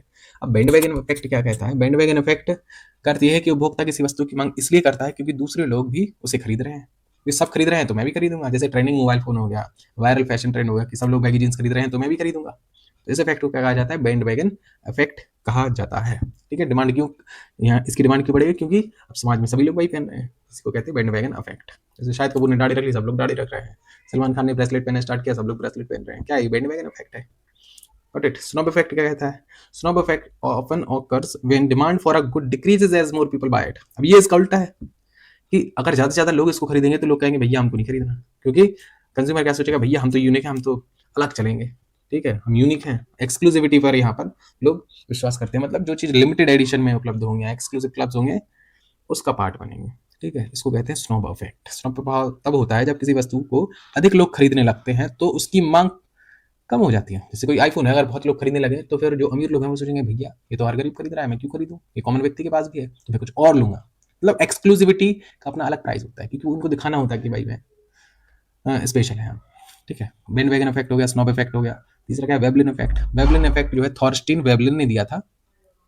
वेबलिन प्रभाव वह स्थिति है जब कीमत बढ़ने पर भी वस्तु की मांग बढ़ती है, क्योंकि वह स्टेटस का प्रतीक हो जाता है। लोग महंगी चीज इसलिए खरीदते हैं क्योंकि जैसे जैसे क्या है प्राइस बढ़ती चली जाती है, लोग उसको ज़्यादा खरीदते हैं क्योंकि वो एक स्टेटस सिंबल बन जाता है। तो स्टेटस सिंबल की जब बात की जाए तो वो वेबलिन इफेक्ट कहलाएगा। जैसे लग्जरी कार्स हो गई, डायमंड ज्वेलरी हो गई, डिजाइनर ब्रांड्स हो गए, तो इनकी डिमांड क्यों बढ़ती है? क्योंकि इनकी प्राइस जैसे जैसे बढ़ती जाएगी तो इसकी डिमांड बढ़ती चली जाएगी। ठीक है, तो ये क्या होता है, जो वेबलिन इफेक्ट है या वेबलिन गुड्स जो होते हैं वो लॉ ऑफ डिमांड को फॉलो नहीं करते हैं। ये एक्सेप्शन है लॉ ऑफ डिमांड के। ठीक है, अब ये मैंने क्या है होमवर्क में कुछ क्वेश्चंस दिए हैं, कुछ कठिन क्वेश्चंस हैं, इस बार भी मैंने दिए हैं। ठीक है, तो आप देख सकते हैं, नहीं बने तो आप बताना, बाकी आप ट्राई कर सकते हैं। ये पहला जैसे 2 न्यूमेरिकल दिए हैं मैंने इसमें, उसके अलावा क्वेश्चंस है। ठीक है, जो नहीं बनता है तो आप बताइएगा लिए, और बाकी के ये दिए गए हैं। ठीक है, बाकी आज की क्लास थोड़ी लंबी हो गई है क्योंकि इसको कंप्लीट करना था हमें, इस वजह से। बाकी आप कमेंट कीजिए, बताइए अगर कहीं नहीं समझ में आया तो ट्राई करूँगा नेक्स्ट वीडियो में इसको इंक्लूड करके ले चलूँ। ठीक है, बाकी कोई क्वेश्चन या क्वेरीज हो तो आप ग्रुप में पूछ सकते हैं, यहाँ कमेंट करके पूछ सकते हैं, और कमेंट ज़रूर कीजिए। उससे आपके तो पैसे नहीं लगते बट मुझे बहुत हेल्प मिलती है उससे। ठीक है, थैंक यू, मिलते हैं नेक्स्ट क्लास में।